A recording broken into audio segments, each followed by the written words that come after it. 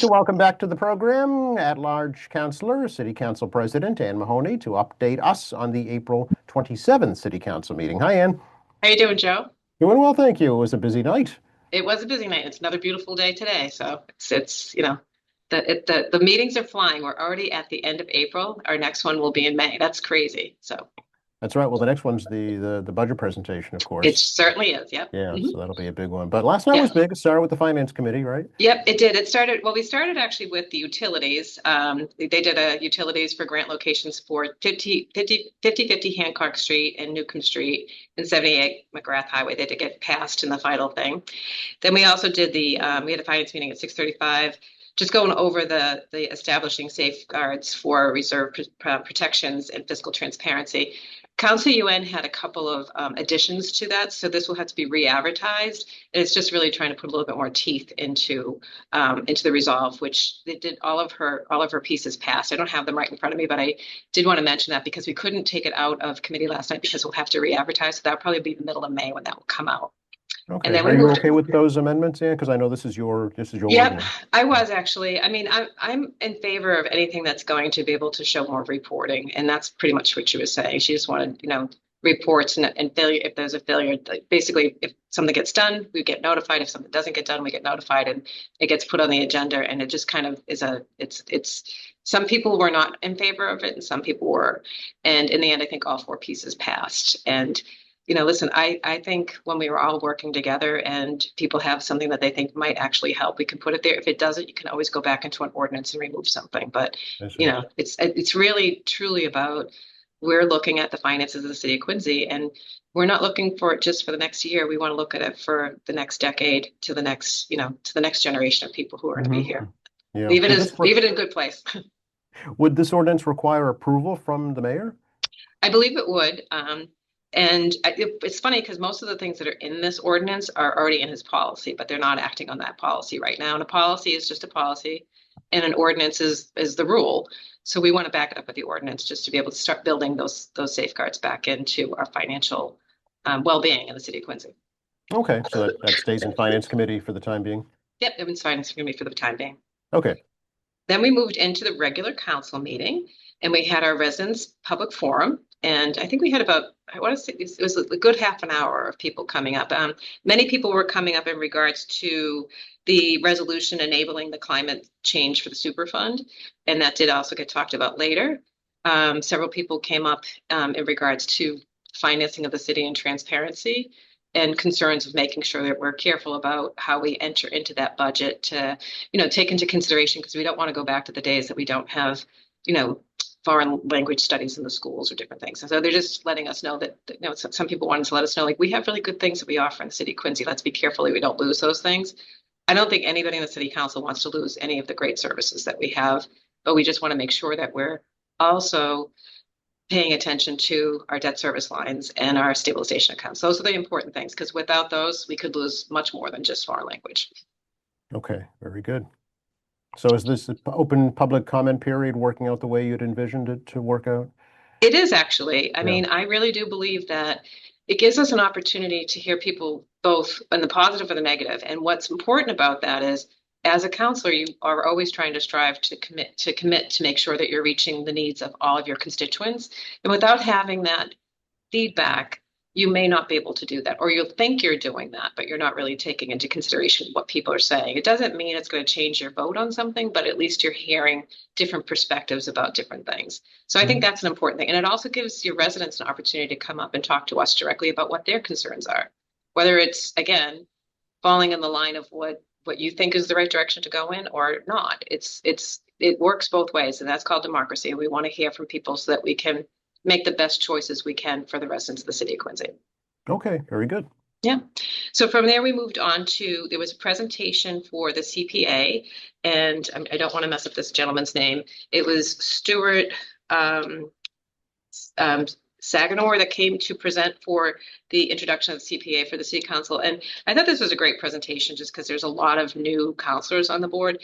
And just to go back through the history, and he did mention that this came into play in Quincy. Quincy was one of the first ones to come into play. And it was through the efforts of your community activists that were out there. And I loved how he mentioned that Stop and Shop must get a lot of activity because they got a lot of signatures at Stop and Shop. So I did do a call out to Steve Perdios because that was in 2006 or 2005, I think was the first year I met Steve. He was getting signatures for the CPA and I was running for school committee. And Jay Davis happens to be on the CPA committee right now. And I kind of laughed. I said, and I was in Jay Davis's kitchen. So these are things that it makes you kind of look back and think of the wealth of information and the people that live in our community and how much we have done over the last 20 years. So it was a great presentation. It helped people understand what the CPA does and how it can be beneficial. Some of the counselors that are concerned about different things within regards to the CPA were able to ask questions such as bonding. What if the rates change? Like if we're doing 1% and we're not doing that match anymore, or we're not getting as much money, and how do we make sure that we're not going to get in trouble with that bond? And and they were able to answer those questions. They established it in a way that if you are going to bond something, it will be paid off, even if the city of Quincy, for some reason, said they didn't want to do CPA anymore. And I think that's a real relief to some people when you're thinking about how we're doing some projects in the city of Quincy. Okay. So that was super helpful. Just roughly, the Community Preservation Fund is a 1% surtax on property taxes, right? Yep, it's a 1% surtax on property tax, and it has a match from the state. And Councilor DeBono did ask this question because he thought that because there was more communities joining to become CPA certified, CPA accepted communities. And he said, when he was first on, there was much more money coming in. And he thought it was because more communities were joining, but it's actually the opposite. It's driven off of real estate. So back when we were having very low interest rates and people were refinancing, sometimes 2 or 3 times a year, each time they refinanced, it generated more money for the CPA. So home sales generates more money for the CPA. And right now, the real estate's kind of at a bit of a downturn. So the less that we sell, the less refinancing that happens, the less money you get in that match. So they did work with the legislature, and the executive director was explaining to us that they're trying to figure out new safeguards as we move forward. A perfect example would be a 30% match all the time. I think we're at 17%, which is still very good. So okay, yeah, all right. And the money can be used for different areas throughout the city, right? I believe it's open space, recreation, and affordable housing. Yep, that's exactly right. And you can't use it for any maintenance. So basically, but they did go back and change the legislation to allow you to use it for parks. So if you're doing a renovation to the park and it hasn't been updated, let's say for handicap accessibility, we can use those monies to do that. But the maintenance of that park going forward goes back to the general fund, and you have to do it through that. So it's really just those one-time uses. And so it is a great program, and it's something that we should talk a little bit more about rather than just talking about the money. We should talk about how the finances work so people can be educated. So I thought the presentation last night was very timely and very helpful. After we closed that out, we moved into the appropriation portion. And this is an appropriation, I think it ended up being around $551,000 that we were using as a closeout. And all that means is they haven't done this, I think, since 2011. 2011 was last time that they did the closeout. And so these projects are going back to 2011, and there's leftover money in some of these projects that they will never be used. So what we're doing is we're taking it back from those projects and we're investing it back into the CPA so that there'll be new projects that can come from that. So we have about $500,000 that is going to go back into the CPA that could be regenerating new projects. And we'll try to do that. And we'll try to do that annually going forward. It's a product of the committee that has to do that. And this is the first set. And Councilor Riley is on CPA, and she said that I think the next meeting she's coming in with another group of money that will be basically clawed back and put back into the CPA fund, so we'll be able to use it for other projects. Oh, okay. So these are projects that they're done, they're closed out, so you don't need those funds. Yeah. So somebody estimated that they needed $25,000 for something, and they used everything but $200. That $200 would just stay in that account. You can close it. Basically, you're just closing out the project because the project is complete. And you can't overspend. That's the one thing you can't do in this particular case. But so there's some that went right down to a penny. So there's a couple that were like the engineering study was, I think there's a park engineering study, and there was a penny left over in the project. So that penny will go back into it. But, every penny counts because we're going to be reimbursing about $551,718.86 is the exact number that is going to be reimbursed back into the CPA fund for new projects. Excellent. Okay. So Assuming that got a unanimous vote? It absolutely did. And Yeah. again, it's a huge help when you're being able to be grounded in all of these things. And I think that's going to help as we move forward, be able to talk some of those projects. And from there, we moved into the resolve requesting a comprehensive financial debt overview prior to our fiscal year 27 budget deliberations. And I'm not sure if I have that presentation right in front of me, but there was a very big presentation from the administration. And I just want to mention some of the people that were there. We had Cinder McBurney from Hilltop Security, who is our financial advisor. Ramirez is our underwriter for bonds, and then Trotman, Pepper, and Locke is our bond counsel that was there last night. RKG is our economic development. I don't believe they were there last night. Milliman is our actuarial study that helped us with the pension obligation bond, and Debt Book was listed as well as their partner, and that's a software that they're using for debt consolidation. So the city did a presentation last night explaining to the city council, financial management, debt service categories, debt ratios, pension obligation bond, the district improvement, and general fund. And, as you're going through, one of the things when I was going through this and we were having this question, it was a long night, a lot of information, a lot of good questions. Some of the questions that I had, and I'm not trying to be selfish to say that those are the questions that I think we should be focusing on, but I think a lot of one of the things that came up was, I think it's on page 11 of the presentation, which I think is online. Let me see if I can get to that. It's actually on page 10. The city of Quincy's debt portfolio for short-term and long-term. Our long-term debt is $1.297 billion, and our short-term debt is about 508. And when you add those two things together, it's actually $1.8 billion we have out in debt. We thought it was only 1.6. So that was the first question that people had, like, where did this extra 200,000, 200 million come from? And so that kind of revolved around that. And what we were learning, or what was being explained to us, is that the DIF it's a flexible tool that the state lets you use, that they're able to take out short-term bonds and leave them out there for 10 years. So every tranche they take out, they don't have to turn it over for 10 years. But they weren't giving, and one of the questions I had was the forecasting. And they said that they were needing to look at the assessed values of new growth that's coming on the books this year to be able to tell us what our revenues are going to be, to make sure that we can meet the DIF, which we're always being told that, it will never cost a taxpayer a dime. But if they're only forecasting out 1 year out, it's a concern for me, because those short-term bonds, or those bands, are sticking around for 10 years. So we should actually have multiple different views of our debt to be able to see how this is working.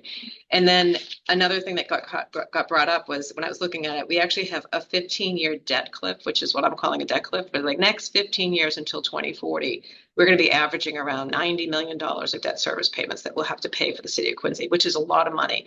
And it's made up of multiple different things, but it doesn't matter what it's made up of. It just matters that we have that kind of debt that we have to pay, which really limits ourselves when you think about the reserves. And that's where S&P came back and downgraded us from a AA+ to a AA-, because we're tapping into those one-time reserves, which are one-time challenges, that we're taking money out of our reserves, our savings, and paying down our levy, so the individual taxpayers don't have to pay as much in their taxes. 35 million happened last year, and it happened to be used from the proceeds from bond sales. And it was our excess levy, not excess levy, sorry. We did not use excess levy. It was our $2.4 million of free cash certified. We used everything but $55,000 of it. They also used any reserves that we had. So that we had pension obligation reserves. We used all of that. So we don't have any pension obligation reserves at all in the city of Quincy. We're supposed to have $30 million, building up to $30 million. And it should be built up to $30 million by now, but we have zero. It was confirmed by the chief financial officer last night that we do not have any. And we thought we only had $2.4 million left in the rainy day account, but it was confirmed because of the discount rate for the pension obligation system that it's moved up to about 9.8, but that's all we have. And that's why we're getting knocked, because when you think about it, we're spending more money is being spent than what we have. And we're having to use those one-time reserves to knock down the tax services. It's a one-time event. And by doing that, we're weakening ourselves, because we're not leaving ourselves much wiggle room in case of a downturn in the economy. And those are the things that we were talking about. So the several questions that I had was, very simple questions. I thought they were simple questions anyway, that just specifically were asking both our financial advisor, Hilltop, and our chief financial officer, the one question I had was the $14 million that we have in the general fund debt service, which is for short-term bonds. And they were saying that that's for the $508 million of short-term bonds to pay that off. But this is actually from last year. And so it would be last year's bonds that we needed to pay off. And they didn't have an answer for me. They couldn't answer. They were kind of going back and forth as to what they thought it might be. So we have $14 million set aside. And I'm just trying to understand what we're paying that $14 million for short-term bonds are. The second question that I had was in regards to the diff. And with the 10-year bonds, and we're not forecasting those 10-year bonds out, we should be able to go back and basically look at the debt and say this is our debt service, whether it's short-term or long-term, to be able to determine how much we have. And they are not doing that. They say they're modeling, but they couldn't show us any of that. And both the chief financial officer and the bond person, Mr. Kasha, was explaining that. And then also Cindy McBurney and a couple, I think Ramirez came up and spoke to us too. And finally, the question is really when it comes down to the S&P and the downgrading, how much more can the city of Quincy afford to take out? We're talking about some pretty big projects and we don't have the reserves. And what should our goal be? And this was directed at Cindy McBurney to say, we should be rebuilding our reserves. So what's our reserve plan to rebuild? And what do we do if we get into trouble? And she basically said, and there's another threat that usually gets said, every other community around us is, having 2.5 overrides, but Quincy's not. We're doing great. We have nothing to worry about. It's pretty much the mantra of what you hear about finances for the city of Quincy. I asked that question, and what I was told back was, well, you won't have to do a 2.5 override because you have $25 million in excess levy. And what that means is it's untapped resources from the taxpayers. And at any time, if we get into trouble, the administration can come back and tax up to $25 million before they have to ask for permission to go any higher than that. And she believes that's what's going to get us through this problem in the next couple of years. Now, the concern I have is last year we used $35 million of one-time money to lower the tax rate, and we have $25 million in excess levy and $9.8 million in reserves. And we need to build those reserves so we're not going back and taxing to the max to people. It is a concern, and there is no plan on how to move forward with that. And that was pretty much what I was worried about. And it got confirmed both by the financial advisor and also by our CFO, who told us last week that the advisors were telling us that reserves are bad because we wanted to put $10 million in that safeguard for the guide rails, $10 million of, or 10% of our budget into reserves. And he was like, oh, they wouldn't like that. They want us to pay off our infrastructure. And I said, I think you're confusing that with excess levy. And sure enough, that's what they were doing. So. Do you know, Ann, does the state allow communities to use excess levy as a reserve? Not to be used as a reserve, but it is used as an untapped resource. So we tend to say it's a reserve, but really it's basically unused. You're not tapping into it. So it's money that you're leaving on the table. And if any time you needed to, you can go back and tap into it. It's the only reason why Quincy wouldn't do a 2.5 override, because they have such an enormous amount of excess levy that they haven't taxed, but they can come at any time if they need it and it's viewed as one thing, but that's why S&P is downgrading us, because most people won't go and use that. They'll only use a little bit of it if they need to, but we have no reserves at this moment and no way of building it up other than potentially that $14 million that we have for short-term bans that we don't know what it's going to be used for. I mean, I need to know what that's going to be used for, or are we, no, I don't know if this is true or not, but you could say, is that being a padded budget to get, more free cash? I have no idea. That's what I'm asking them for. And I'm not accusing anybody of anything. I'm questioning this because this is the safeguards that we need to put in place, because not only do we need growth in the city of Quincy, and I'm not against growth and I'm not against development, but I really am about forecasting and making sure we can afford these things. Because if you can't afford it, the stress you're putting on the community is unacceptable. And it's not what they expect from our leaders. So when we have, our leaders saying that my job is not to create reserve funds, savings accounts, that's not actually, that's a very bad plan. We should be actually balancing those things so that we are financially ready in case of a downturn in our economy so that we can get through it. And we're not. And that's what I'm concerned about, because we are not always going to have, fantastic financial years. We're going to have times that it's everybody does, Joe. I'm sure you've had it at your own home. You have to make these decisions. Can I go on that really big vacation or should I skip it this year? Can I afford another app for TV shows when I haven't watched them all? When you go back and realize how much you're spending, you might say, I probably shouldn't have that many of them. But those are simple things that we do at home, but we expect the same thing to be done that's happening in our government. And we're expecting both sides, the administration side and the legislative side, the council, to be watching them closely so that we can count on the fact that people are making decisions that are best for us in the future, not just today or next year's finances, but 10 years down the road.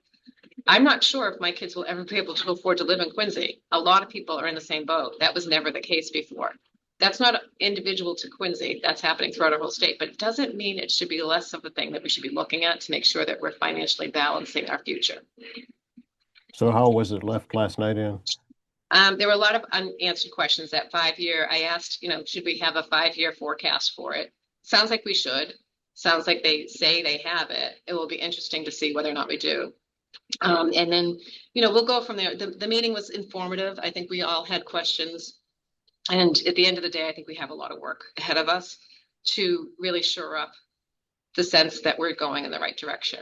And our financial advisor did say at the end, we need reserves. And if you don't have them, you can use the excess levy. We can tax. That's not what we would be hoping they would be telling us. And Right. And I did push for that because I really feel like it's an important thing. And the fact that PERIC is asking us to have 30 million, it was part of the pension obligation bond that we have to build up that reserve to $30 million. And the chief financial officer told us that we have zero in that account right now. And we've had Okay. that pension obligation bond for several years now. So we should not have zero. And we're using it for one-time relief of taxes. So what will you be looking for in the mayor's budget presentation next week? Well, I'll be looking for several things, but mostly I'm going to be looking for that clear understanding of the debt that we're paying and making sure that we have that under control in a way that we're able to start building up those reserves. So from what I'm hearing is there'll be no new jobs, that's health, the health, and I think it's trash that's going to cost us the most. But we're going to have to look at everything really closely and understand what's happening. And then a plan. It shouldn't just be, this is our, and I'm going to be expecting, because this is something we can do.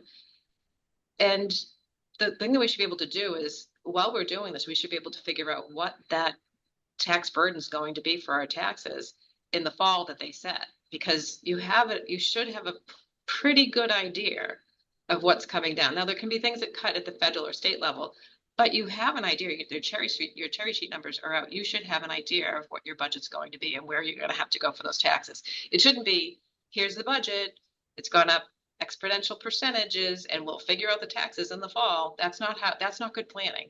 And you can forecast these things out for several years to be able to see where you have to, tighten or where you can expand, because those are the places that we have to look at. So we'll have to wait and see what's coming. But then there's the other pieces that we've been talking about, like that's the debt piece. But then we also have the financial risk piece that we have going on too. So I'm just this is a little bit later in the meeting, but I spoke about $2.5 million that showed up in a 2024 audit, and it was showing significant deficits to the public safety and education department expenditures, which exceeded the amounts appropriated by the city council, identified in an audit and non-compliance with Massachusetts state law. That's illegal. You cannot overspend in a budget, and it was overspent by $2.5 million, and they couldn't show the receipts for that. Now, finding out about this 2024 audit and the deficiencies, some of the deficiencies actually tied into information technology, control weaknesses, exist in the financial reporting processes, including user access mirroring, which is terrible. You shouldn't have that at all. Unrestricted privileged access, again, in our unrestricted, I just want to say that one more time. Unrestricted privileged access. That means multiple people have access to these things. And inadequate change management over accounting system upgrades. That means people aren't paying attention to what's happening. And we had a $2.5 million mistake. In 2023, the material weakness was 2.5, and question costs the special education cluster, representing 100% of the fiscal year 2024 expenditures for that cluster due to missing time and effort certifications required under 2 CFR 200.430. Those are financial things that are coming back. We're getting whacked on. So what I asked for this is that we would, because the other part of it is the federal award program is dated August 29th, 2025, was posted on the city's website on April 17th and April 19th, 2026, with a management letter that was going back to fiscal year 2024. So this stuff hasn't, they have it, the administration has it, they're not posting it and they're not talking about it. Those are really big things. So when we go back and we think about the CLASB embezzlement, and did we put safeguards into it? We were told the administration acted prudently and did all these safeguards, but we haven't seen anything from that. When we talk about the $3.5 million from the the Quincy City Pension Fund, again, safeguards weren't put in. And that was an email, and that was out of our server, our IT department. And then when we add to that, there's one more that just came out in the Patriot Ledger that Eric Mason, who left last August, was still his signature, his stamp was being used all the way to the end of January of this year. That is a lot of things that shouldn't be happening that are happening. And at the same time that we have this enormous amount of debt and we're being told not to worry about it. So we have a lot of things to really look at and investigate in the city of Quincy to make sure we're putting those safeguards in, to make sure that the taxpayers are, in fact, being able to trust what we're making those decisions for. So from there, from there, the comprehensive deliberations ended, and we're looking forward to the next piece, which will be when the mayor comes to us next week with the budget. Right. And we will go through that with a fine tooth comb. We also had the review of the open meeting law complaint from March 23rd, the March 23rd meeting. And I opened that up to my fellow colleagues to discuss, to acknowledge that there was an open meeting complaint filed by Ms. Walker. She alleged that her rights were violated when I, the president, asked for comments to be directed, not to change the dialogue, not to change the content of what she was saying, but just asked her to direct it to the full council as opposed to an individual council, because the councilors are not allowed to answer back. And she felt as though I broke open meeting law. And that's what we discussed last night. We acknowledged the complaint. We've reflected on the complaint. It does not raise an issue of open meeting law. We posted it correctly. We addressed it correctly. We had open forum. You're allowed 3 minutes. I didn't say that the person couldn't say anything negative. I just said you couldn't direct a one-on-one conversation. And that's where that led. And we basically came to the identification that there is no open meeting law violation. And there was a vote made for me to respond back to her and to the OG's office in regards to this open meeting complaint. Any questions? No, it seems pretty straightforward. Yeah. Okay. Then we moved into the resolve for impact of Quincy Youth Action Team support, the IQYAT. This was Councilor DeBona's resolve, just looking to have a presentation come up to the city of Quincy in regards to some of the safeguards that Bay State and others are working on. And I think that went unanimously. The resolve was unanimous for that.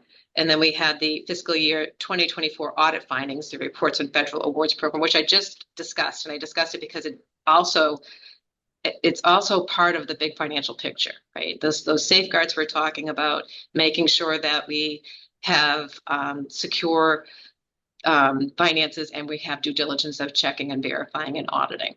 Those things all matter. And especially when you're running a budget of $500 million, those are the things that you really want to make sure you have. So that resolve was going into finance and into oversight, but was asked to have a written explanation of where we stand on it and an addressment of this and when the mayor comes to present the budget. Okay, so federal awards, is this the ARPA money that you're speaking of? Nope, this is the $2.5 million that was found in the 2024. So special education would be federal money that we were getting in that we overspent by $2.5 million. I see. Okay. Okay. And then we moved on to the resolution supporting H1014/S588, which is an act establishing the Climate Change Superfund, introduced by Councilor Hubley and Councilor McKee. This is just actually sending a letter to the state saying that we support this, and understanding that many of these big companies were actually rightfully knowing that the things that they were doing were actually causing climate issues. And now there's a bill that's out there that's going to be allowing people to be able to, I think it's going to be $25 billion that's going to come into the state. And for the cities and towns that actually sign on to this, they might be able to have some rewards for it. So, Okay. and I think New York did it recently, and it was much higher. I think it was like $100 billion. I'm not sure, but it was definitely higher. And then finally, we had a gift for $250 from Key Realty to Dare. And I think that was it. There were several remonstrances. I know Mildred Cox has passed away, 102 years old, our Marine. A lot of nice stories that were told about many people who were in our community and that we've lost. And from there, we moved on to, I think David Jacobs is going to have an oversight meeting on the next meeting, which I think is the 4th, and regarding the Monroe building. And then we're going to have the budget presentation on the 4th. And at that point, I think Councilor Riley will be building out the budget schedule for meetings. Right. So we have a lot of work ahead of us. It'd be a busy spring for sure. Usually is. Yeah. It will. And I think in the long run, what's happening here is like the question, there's a lot of questions that have to be asked. And I think they haven't been per se in the public. Well, the public has a lot of questions. And I think working together, we'll be able to get to that final budget. So.